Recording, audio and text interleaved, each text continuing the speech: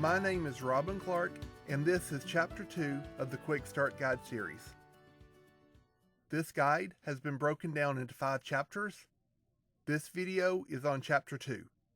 We will learn the basics of how to run a model, and we will discuss the components of a model. As seen here, when ExtendSim launches, it opens an application window with the following: a model on the left, library windows for each library that opened on the right, and toolbars on the top and side. By default, the model that opens will be the Getting Started model. If that option has been removed, a new blank model will open instead. Let's go ahead and close the Getting Started model by clicking on the red X in the upper right corner of the window. Now, let's open the model. First, select the File menu and then select Open. The Open Worksheet window will appear. We want to navigate to the Continuous folder. In this folder, you will find the tutorial model. Select the model and click the Open button. This opens the model window as shown here. This is a simple example of a tank being filled by 2 water sources, rainfall and an incoming stream. The model uses 5 blocks to simulate the system. The purpose of the model is to see how much water accumulates in the tank over time. Notice the tabs at the top of the model worksheet. What you see here is the model worksheet. The worksheet is where the model resides. This window is a notebook window. A notebook provides a central place for storing inputs and outputs. Let's run the model and see the results. I want to show you 3 methods for running the model. Then you can pick your favorite. We could click on the Run Simulation button on the model toolbar. We could select Run and Run Simulation on the menu. Or we could use the Control-R on the keyboard if you like keyboard shortcuts. As the simulation runs, progress information will be displayed in the status bar at the bottom left of the primary window. With a small model like this, the messages may go by too quickly to be read. This model doesn't have much animation in it, but the holding tank automatically animates its contents on its icon if the animation is on. So I want to show you 2 methods for toggling the 2D animation on and off. You may select the Show 2D Animation button on the toolbar. Or you may select the Show 2D Animation in the Run menu. You can detect if the animation is on or off from the Animation On/Off toggle. If the animation is off, then you could see a red mark on the toggle. If the animation is on, then you will not see the red mark. Now let's run the model again with the animation on and look at the holding tank. My favorite method to run the model is to use the green arrow on the toolbar. We have already discussed the different ways to run the model, so use your favorite. The level on the holding tank rises as the simulation runs. There are many ways to see the information during and at the end of the simulation run.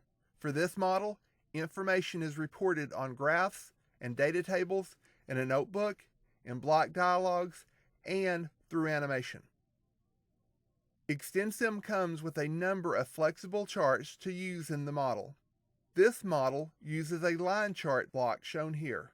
Open it up. This model runs for 36 months. The history of various values are displayed on the Line Charts graph tab.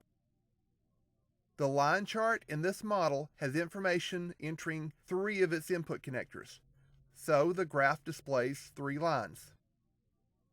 The graph also has 2 value axes, each using a different scale.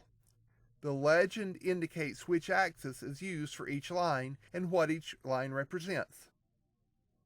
In this case, the blue line is matched with the left axis to show the total in the tank over time. Using the right axis, The red line shows the amount of water entering the tank from the rainfall alone, and the green line shows the input from the stream. The line chart's Data tab shows the data points which produce the line, as seen on the left. The line chart's Dialog tab has options for when to show the graph, when to autoscale, and so forth. Let's go back to the model itself. Earlier, we talked about the model worksheet and its notebooks. Notebooks are customizable, tear-off windows that are often used as dashboards for the model. This allows the user to easily control model parameters, report simulation results, and document the model. The important parameters and tables from the dialogues of the blocks in this model have been duplicated in the notebook. Information can oftentimes be found on block icons, in block dialogues, and on block connectors. For example, when the icon of the holding tank is double-clicked, its dialog opens and reports the current contents. Let's take a step back and look at the model again. In the simplest terms, ExtendSim models are composed of blocks and connectors. Each block in ExtendSim represents a portion of the process or system that is being modeled. Blocks have names, such as a math block, that signify the function they perform. You can also add a label to a block to indicate what it represents in your specific model. For example, the math block is labeled Add. The label can be set from the block dialog and can be seen underneath the block. Blocks are stored in repositories called libraries. A block's icon is usually a pictorial representation of its function. For instance, look at the holding tank block. Its icon symbolizes a tank that can have quantities added or removed from it. Most blocks have a dialog associated with them. Dialogs are used to enter values and settings before running the simulation and to see results during and after the run. To access a block's dialog, double-click the block's icon. At the top is a block's global object ID, its name, and the name of the library it resides in, and its label. Take note that the global object ID is a unique number in the model and will often be used in error messages. Most dialogs have tabs across the top like this for entering input values and settings, getting results, and controlling animation and so forth. If you leave a dialog open during the simulation, it will slow the run, but you can watch the impact on different variables. This interactive simulation capability means you can even change some of the settings in a dialog during a simulation run.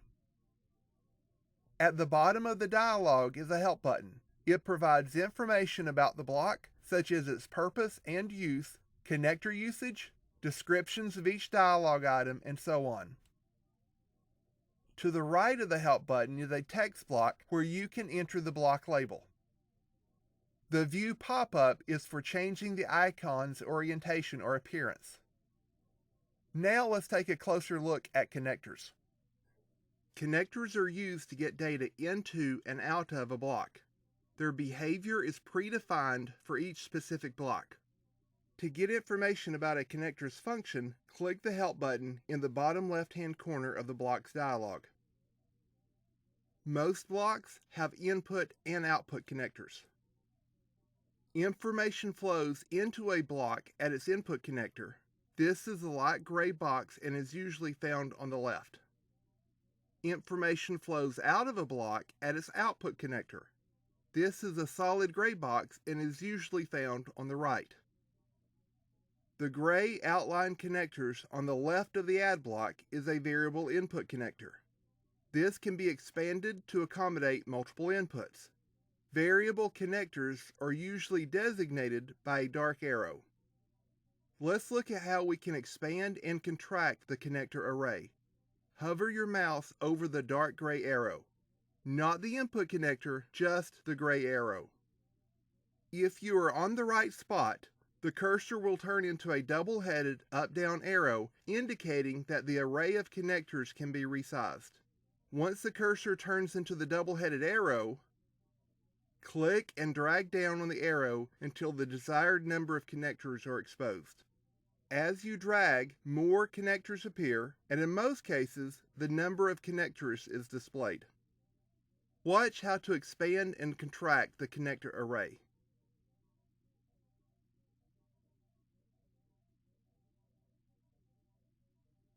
Now that we understand connectors better, let's look at making connections between blocks using just the math in the holding tank. There are 3 ways to make connections between blocks. First, we can use a line connection. This physically joins the output of one block to the input of another using a connection line. Here, we want to connect the output of the math block to the input of the holding tank.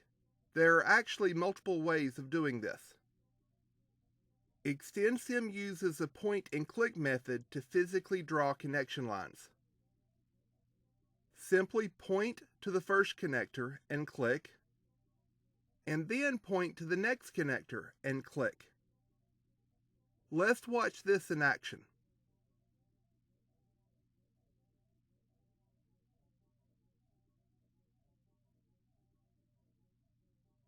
Now let's look at the Smart Blocks feature. When an ExtendSim's Blocks connector is right-clicked, a special Smart Block technique can be used to add a block to the model and, at the same time, automatically connect it to the original block with a connection line. First, right-click on the output connector, then select the library the block comes from. Finally, select the block you want to add.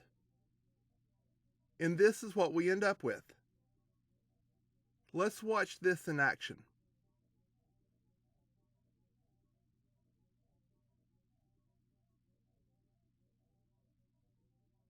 Now, let's look at named connections. Named connections uses text labels as outputs and inputs, causing the data to jump from the output to the input without using connection lines. This example uses named connections to pass data to the chart as shown here. Finally, the throw and catch feature allows remote connections. This is discussed in the user's reference. Now, let's change topics and discuss libraries for just a moment. Libraries are repositories for the blocks used to build models.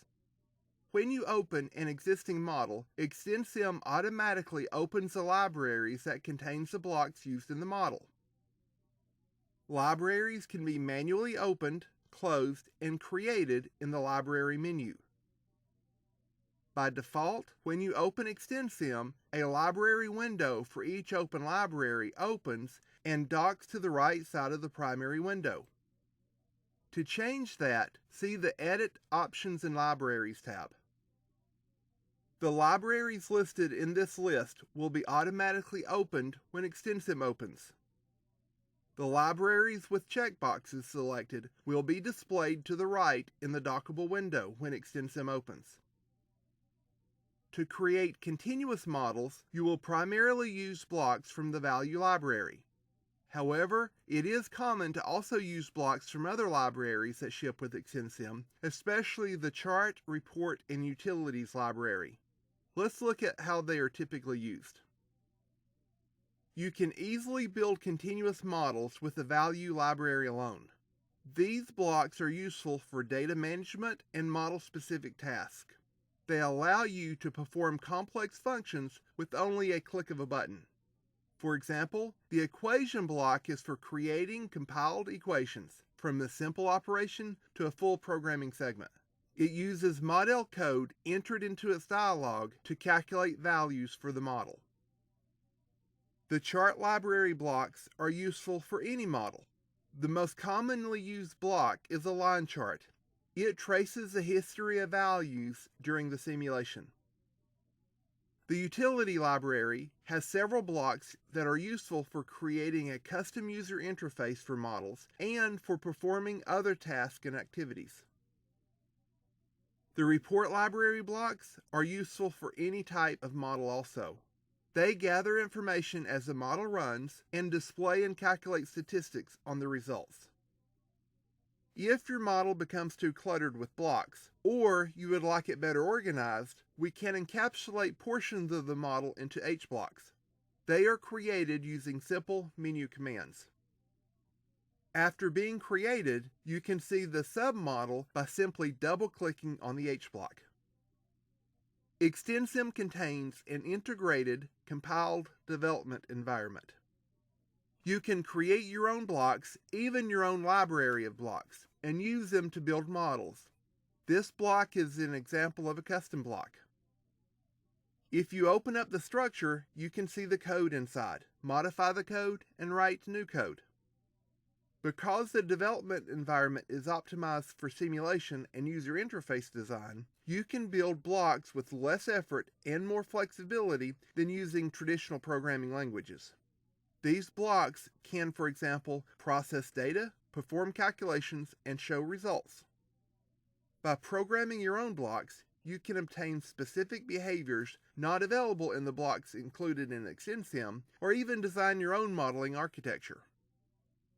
This concludes the second chapter in the Quick Start Guide. In the next chapter, we will build a simple continuous model. I hope you will join us there as well.